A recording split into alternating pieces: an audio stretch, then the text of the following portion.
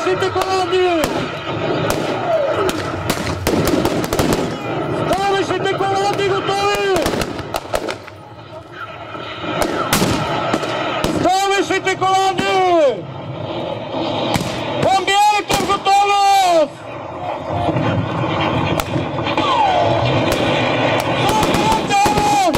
Започва решителния штурм. На преден план наблюдаваме бомбиерите, които атакуват редута. Ставайте напред! Ставащите колони напред!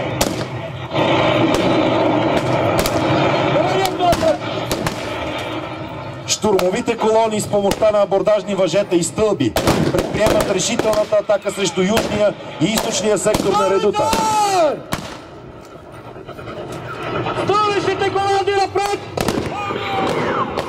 Осигурявай стълбите!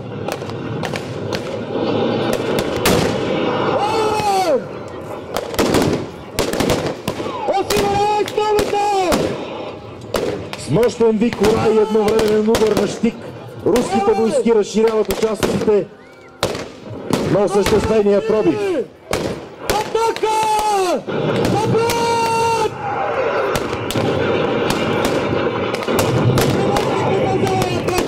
Напред! Напред! Напред към редута!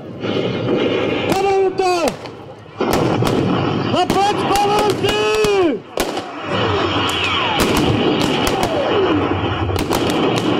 Осигурява преминаването! Осигурява преминаването! Напред! Осигурява преминаването! Пълни групи и север и юг! Напред! Камерата! Напред! Давай хората в атака! Напред, славата! Води! Напред! Води! Артилерията! Ови! Напред! Напред! Дигай пехотата! Напред! Пази здравето! Осигури здравето! Напред!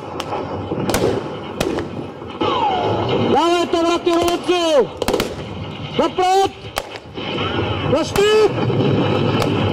С цената на огромни жертви пехотата атакува редута. Напред към редута!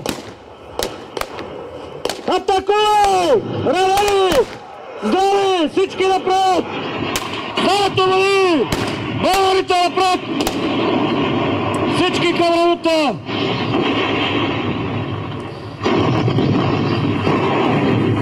Медицинските екипи да кажат помощ на ранените!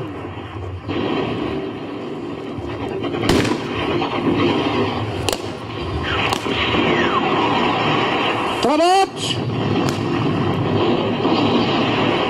Сигнал! Свири сбор на редута!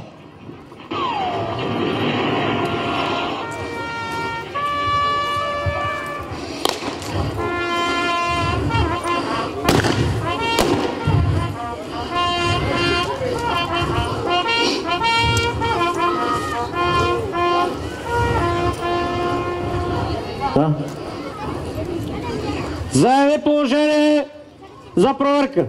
Се отправя генерал-лейтенант Михаил Димитриевич Скобелев, който е посрещан с възгласи и викове ура!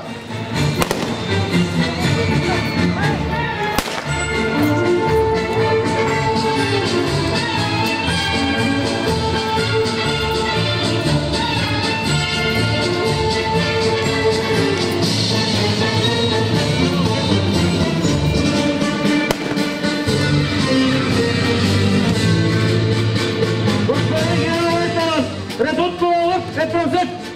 Подполковник от село! Служа, Ваше Величество!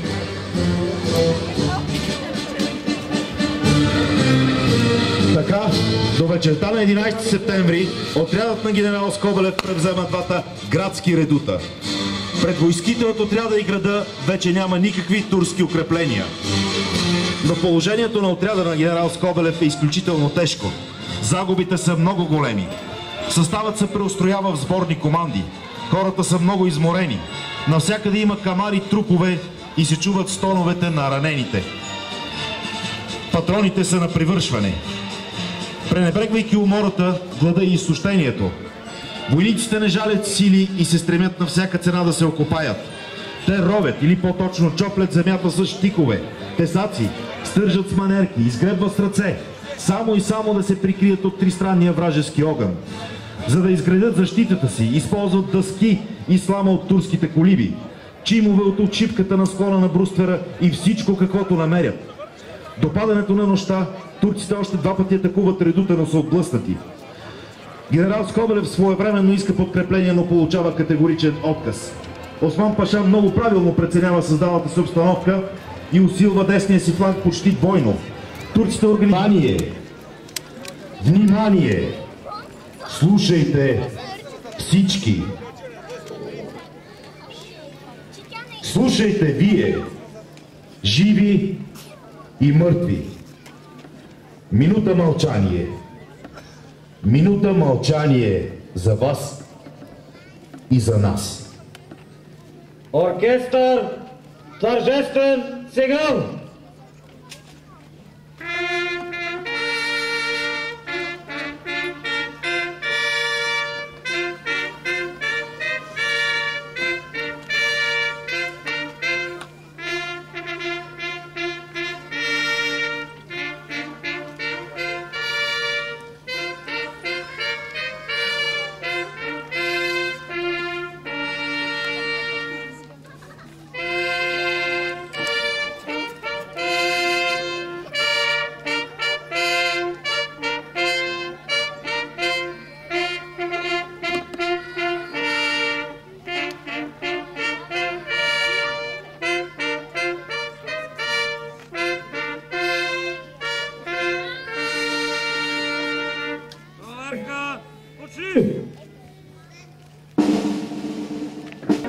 Штабс-капитан Друбишев, штабс-капитан Гарновски,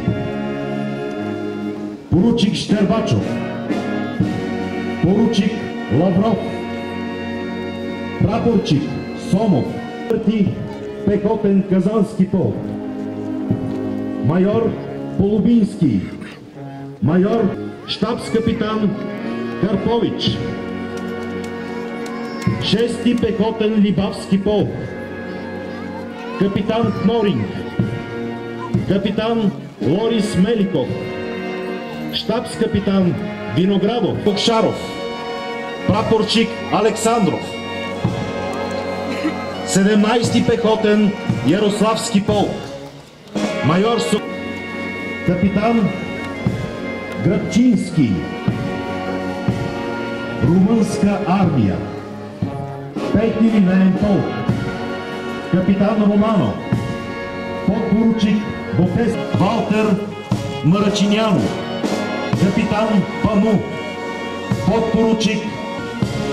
подпоручик Уреско, 7-ми Доробански полк, подпоручик Уреско, 10...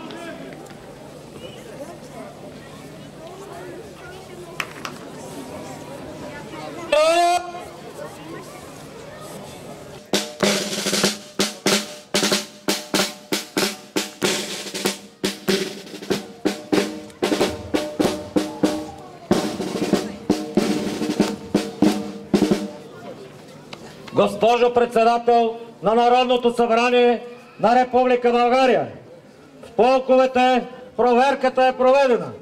Личният състав е на лице, с изключение на 6540 офицери, унтер-офицери и войници от отрядите на генерал Скобелев и Веретински, 3000 румънски и 30 000 руски войни, загинали при първия, втория и третия штурм на Плевен и при блокадата на града.